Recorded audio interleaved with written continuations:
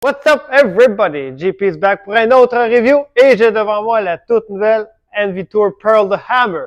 Même noyau que la Obsession Tour avec le revêtement du Envy, avec le Hyperkinetic 22, RG de 2.46, 0.34 de différentiel et de 13 intermédiaire puisque c'est une boule de type asymétrique.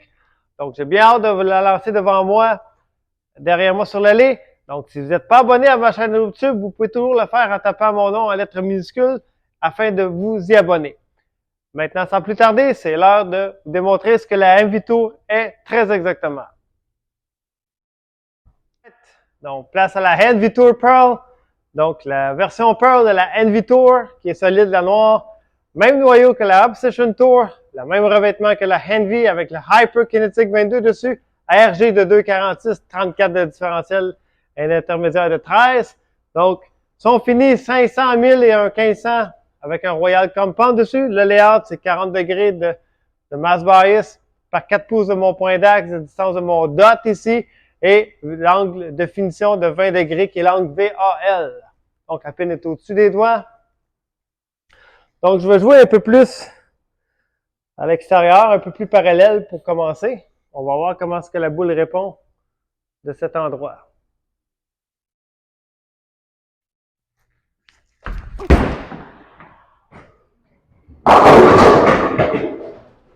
Get down, Seven. Get out of there. Bon. Donc, on a vu comment que la boule réagit. La boule a une bonne force de frappe dans les quilles. Pour une boule qui a un bas différentiel, là, je trouve que quand même elle snap quand même assez fort. On sait que le hyperkinétique crée beaucoup plus de flips, bien entendu. Comme plusieurs commencent à les connaître. Je vais bouger 5 planches un peu plus à ma gauche maintenant. Voir ce que ça dit de cet endroit et jouer un peu plus à l'intérieur et tenter de slacker ma vitesse là où l'huile est un petit peu plus présente.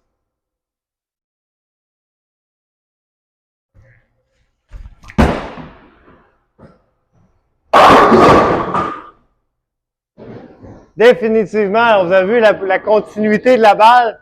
Une balle quand même qui réagit assez fort, c'est surprenant pour une boule à bas différentiel, mais la force de frappe est vraiment incroyable. J'ai une condition qui est comme parfaite en ce moment pour l'employer puisque le huilage n'est pas super frais.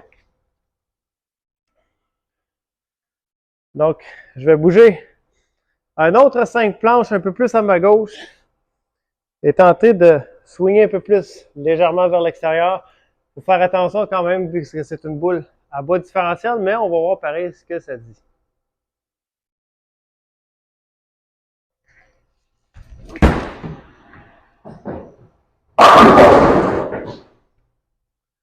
Vraiment incroyable comme boule. C'est un parfait complément pour ceux qui possédaient la Black Widow Hybrid 2.0. Donc, quand vous voyez que cette boule-là courbe un peu trop, ben la Envy Tour Pearl, c'est quand même une bonne option à considérer. Vous avez vu la réaction, comment est-ce qu'elle était?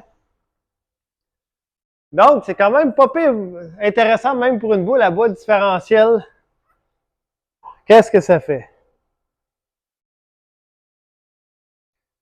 Donc, je suis encore à un autre 5 planches un peu plus à ma gauche. Et là, il y a un petit peu plus d'huile de ma vision.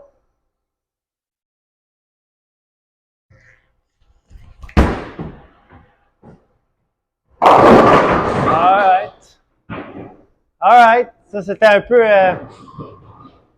peu anticipé. Donc, la boule, c'est sûr que c'est une boule à bas différentiel. Ça va prendre un peu plus de l'huile, un peu, pour jouer. Un peu moins d'huile pour jouer cette région-là de l'ailé, dans mon cas. Mais je vais quand même faire un pitch à la même place. Je vais juste descendre ma vitesse un petit peu.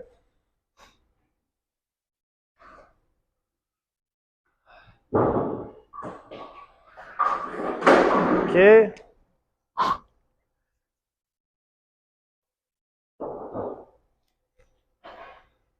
Donc, je vais garder la même ligne, mais juste swinger un peu plus bas et descendre ma vitesse.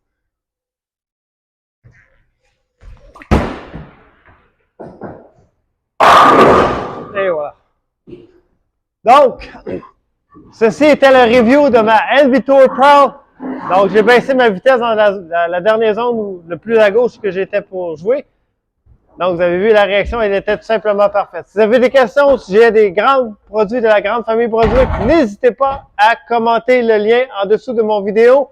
Et aussi, vous pouvez toujours me communiquer à jp@bouffabowling.com pour toutes vos réponses.